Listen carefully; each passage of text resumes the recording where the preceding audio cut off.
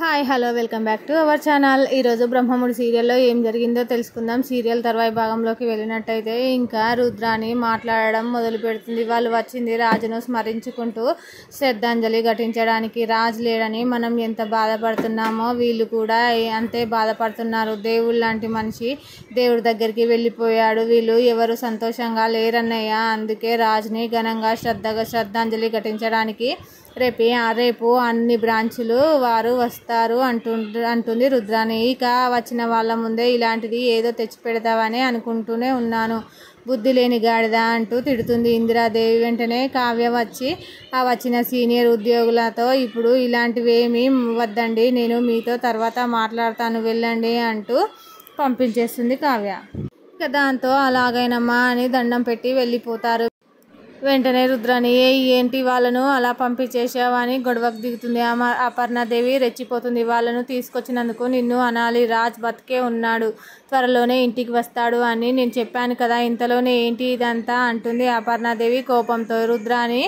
రుద్రానితో రాజు బతికే ఉన్నాడని ఎవరు చెప్పారు మీకు అంటుంది రుద్రాని. కొడుకు గురించి తల్లికి ఒకరు చెప్పాల్సిన అవసరం లేదు, వాడు బతికే ఉన్నాడని నా మనసుకు తెలుస్తుంది, వాడు తిరిగి వస్తాడని అనడానికి నా మనస్సాక్షి సాక్ష్యం చాలా అని నా కొడుకు గురించి ఇంకొకసారి ఇలా మాట్లాడేటప్పుడు ఒళ్ళు దగ్గర పెట్టుకొని మాట్లాడు. పదా కావ్య, ఏంటి అంతా అలా చూస్తున్నారు, పదండి భోజనం చేద్దామంటుంది అపర్ణాదేవి ఆవేశంతో. ఇక దాంతో అంతా తినడానికి వెళ్తారు. రుద్రాని రాహుల్ ఇద్దరు అక్కడే ఆగిపోతారు. రాహుల్ తల్లి దగ్గరికి వెళ్ళి టైం బాగాలేనప్పుడు ఆచితూచి అడుగులు వేయాలి, ఇలా ఆఫీస్ స్టాఫ్ని పిలిచి మరీ అక్షింతలు వేయించుకోవాలా అని అంటాడు రాహుల్ వాళ్ళ అమ్మని. అక్షింతలు పడితే పడ్డాయి, కానీ నాకు ఒక క్లారిటీ వచ్చింది. ఆ కావ్య మా వదినకు కలిసి ఏదో ఇద్దరు డ్రామా ఆడుతున్నారని అర్థమవుతుంది. వీళ్ళకు ఏదో నిజం తెలిసింది, అదేంటో మనం కూడా తెలుసుకోవాలి అంటుంది రుద్రాని. ఎలా మమ్మీ అంటాడు రాహుల్. రాజ్ అవసరాన్ని ఇంట్లో కల్పించాలి, వాడు వస్తే తప్ప ఇక్కడ కొన్ని పనులు ముందుకు వెళ్ళవనే పరిస్థితి తీసుకురావాలి అంటుంది రుద్రాని. ఇది జరిగే పనేనా అంటాడు రాహుల్. జరిగి తీరాలి, నువ్వు రేపు ఒకసారి ఆఫీస్కి వెళ్ళు, అక్కడ కాంట్రాక్ట్స్కి సంబంధించిన విషయాలన్నీ కనుక్కో అంటుంది రుద్రాని. దానివల్ల మనకేంటి మమ్మీ లాభం అంటాడు రాహుల్. ముందు నువ్వు రాజ్ లేకపోతే ఎన్ని పనులు ఆపేయొచ్చో తెలుసుకో, ఆ తర్వాత రాజ్ రాకపోతే కంపెనీ మూత పడుతుందన్న సీన్ను క్రియేట్ చేద్దాం, అప్పుడు నిజాలు ఎలా బయటకు రావో ఎందుకు బయటకు రావో నేను చూస్తాను అంటుంది రుద్రాని. వెంటనే రాహుల్ వెనక్కి చూసి సరే కానీ ఆకలేస్తుంది, కొంచెం తినేసి వెళ్దామా అంటాడు. ఇక బాధగా తూ అంటుంది రుద్రాని కోపంతో.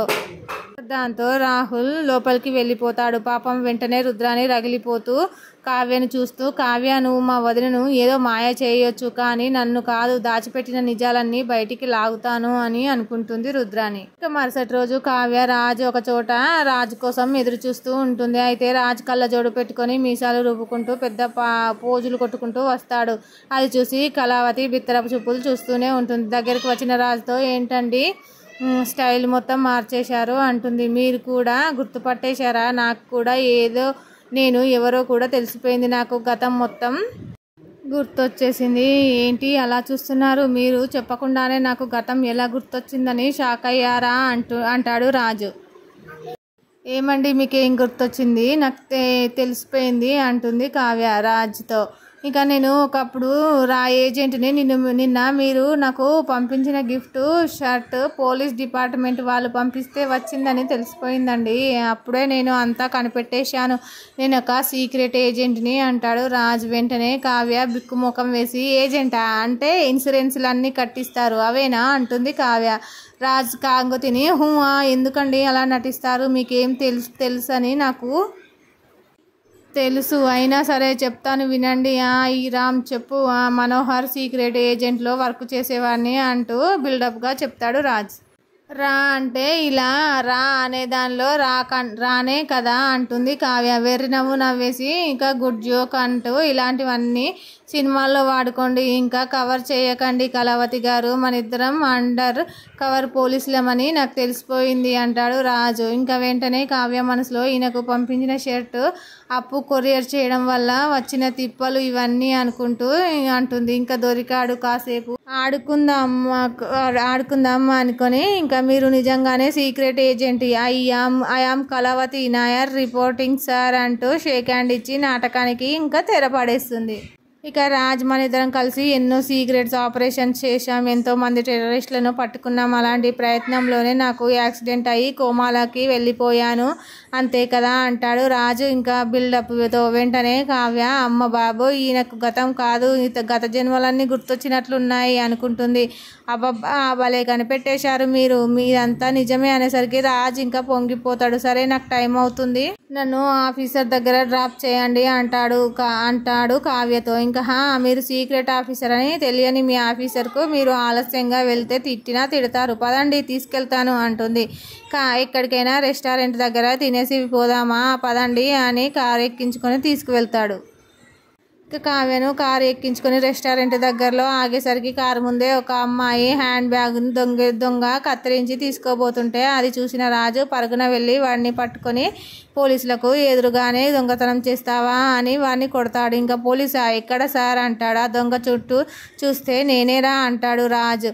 మీరు పోలీసా, ఈ విషయం మాత్రం పోలీసులతో అనకండి, నాకంటే ముందు మిమ్మల్ని తీసుకువెళ్తారు అని నవ్వుతాడు దొంగ. అది విని కళావతి నవ్వు ఆపుకుంటుంది. ఇంకా ఆ దొంగను గట్టిగా పట్టుకొని హ్యాండ్ బ్యాగ్ ఆ అమ్మాయికి జాగ్రత్తలు చెప్తూ ఉంటాడు రాజ్.